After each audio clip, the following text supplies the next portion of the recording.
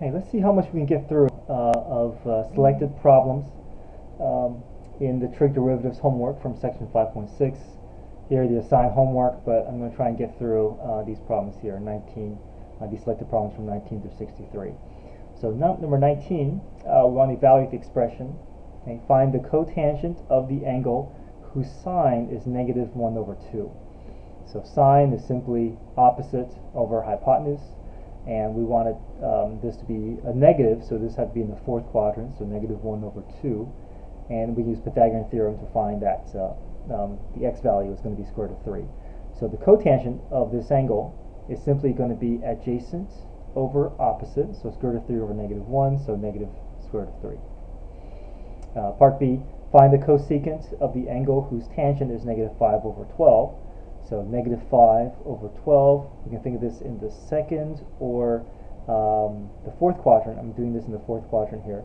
So negative 5 over 12, and Pythagorean theorem can get us to the hypotenuse, which is 13. So cosecant of this angle is simply hypotenuse over opposite, so negative 5 over 13, negative 13 over 5, hypotenuse over opposite. But I think negative 13, positive 13 over 5 is also acceptable in the second quadrant. Okay, but because of the fourth quadrant here, have it as negative 13 over 5. Right, 42. We have arc sine of t squared. Find f prime of t. We want to go through implicit differentiation. We can first write as y equals arc sine of t squared. Find the sine of both sides. The right side, which is cancelled out, to leave us with t squared. Just now we're ready to find the derivative implicitly. So sine of y becomes cosine of y times dy dt. T squared becomes 2t. Solve for dy dt by dividing both sides by cosine of y. And then we want to take steps towards getting in terms of x. So y gets replaced with our original equation, arc sine of t squared. Arc sine of t squared, we're trying to find the cosine of the angle whose sine is t squared. So we want to figure out all three sides based off of this information. So t squared over 1, opposite over hypotenuse. We use Pythagorean theorem to find the x value, which is square root of 1 minus t to the fourth. And so cosine of theta is simply going to be adjacent over hypotenuse, so square root of 1 minus t to the fourth. Or we can go through our derivative rule for sine. Arc sine is simply u prime over square root of 1 minus u squared.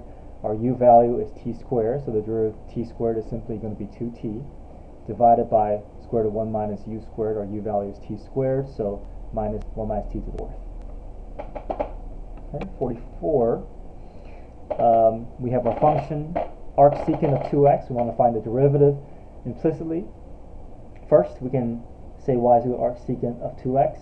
Take the secant of both sides, so secant of y is equal to 2x.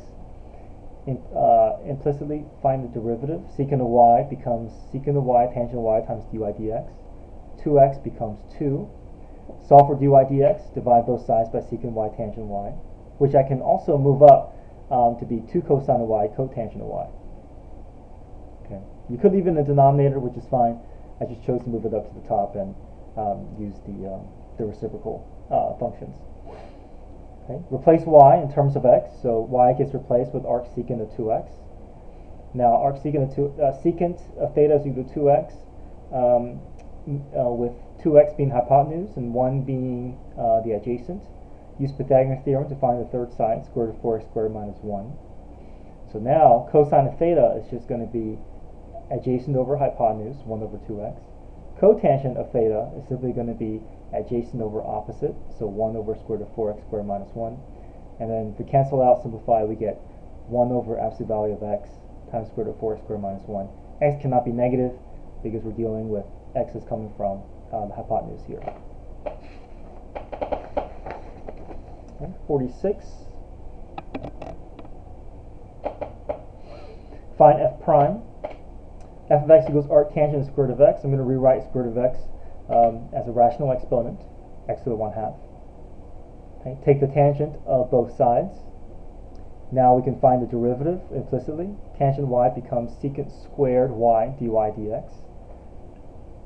we got to go through power rule here, bring down the 1/2, keep the subtract 1 from the exponent, and I have it as 1 over 2 root x. To solve for dy dx, I divide both sides by secant squared y, and I just chose to move the secant squared y up to the top as cosine squared y. And cosine squared y, y gets replaced in terms of x as arctangent squared root of x. That's just the original equation. So now I want to find out the cosine of the angle when tangent is square root of x. So tangent is square root of x, square root of x being that the y value opposite over adjacent. Use Pythagorean theorem to find the hypotenuse, which is just going to be square root of x plus 1. So cosine of theta is simply going to be 1 over square root of x plus 1. We got to square this, square the ratio, because it's cosine squared, times 1 over 2 root x. I just pull the 2 root x to the fraction of a second fraction, the denominator of a second fraction. If I square the radical, this will become x plus 1, and then this will give me 1 over 2 root x times x plus 1. If you want to simply go through the arctangent derivative rule, is simply going to be u prime over 1 plus u squared. So u prime is 1/2 x to the negative 1/2. U is square root of x, so square root of x squared is just going to be x. And if we clean this up, this will look and match with the first method we used with implicit differentiation. Okay, 49. We have h of t is equal to sine of arc cosine of t. So this is a function within a function. So we got to go through chain rule here, right? Finding h prime of t. So to do chain rule, we take the outer function's derivative first, and then we multiply by the inner function's derivative. So the derivative sine of u is cosine of u, we don't change the u value, times the derivative of the u value. So I just represent it here to indicate that I'm going to have to find the derivative of arc cosine of t. Okay. If we go through implicit differentiation, we can take the cosine of both sides, take the derivative of cosine, which is negative sine of y dy dt, t becomes 1, divide both sides by negative sine. Y gets replaced with arc cosine of t. Cosine theta is equal to t when t is 1, when t is the x value and 1 is the hypotenuse. Pythagorean theorem defines square root of 1 minus t squared. So the sine of theta is simply going to be square root of 1 minus t squared over 1. Okay. And we put that in place of the derivative of arc cosine of t. Okay. We can also go through and find this derivative using the derivative rule for arc cosine. Multiply this together, we get negative t over square root of 1 minus t squared. Okay, 55. Y is equal to x arc sine of x plus square root of 1 minus x squared. We want to find the derivative. So this portion, okay, hope you recognize that this is going to have to require product rule. And this here, this is chain rule, right? 1 minus x squared to 1/2. We have a function within the function. So product rule first. F prime g plus f g prime. So f prime times g plus f times g prime. So the derivative of arc sine of x is just going to be u prime over square root of 1 minus u squared. I'm just going to use the shortcut derivative rule here and not the implicit rule. So 1 over square root of 1 minus x squared plus the derivative here, bring down the 1/2, keep the parentheses, subtract 1 from the exponent, multiply by the inner function's derivative. So 1 goes to 0, negative x squared turns into negative 2x. So we have arc sine of x plus x over square root of 1 minus x squared minus x over square root of 1 minus x squared. So all this cleans up to be negative x over square root of 1 minus x squared. These cancel out, leaving us with the answer of arc sine of x. Okay, 59. Y is equal to arctangent of x plus x over 1 plus x squared. Here we can use the rule for arctangent of u, the derivative rule. Here we got to go through quotient rule, right? Numerator over denominator. So the derivative of arctangent of u is simply u prime over 1 plus u squared. So x becomes 1 all over 1 plus x squared.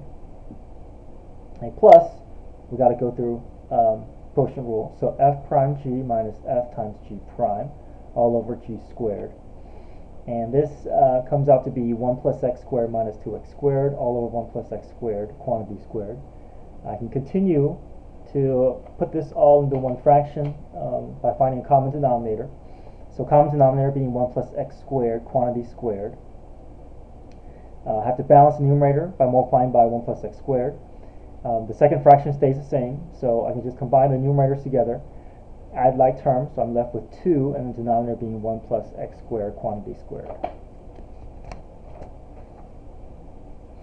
Okay, I'll finish up with the other 61 and 63 in the second video.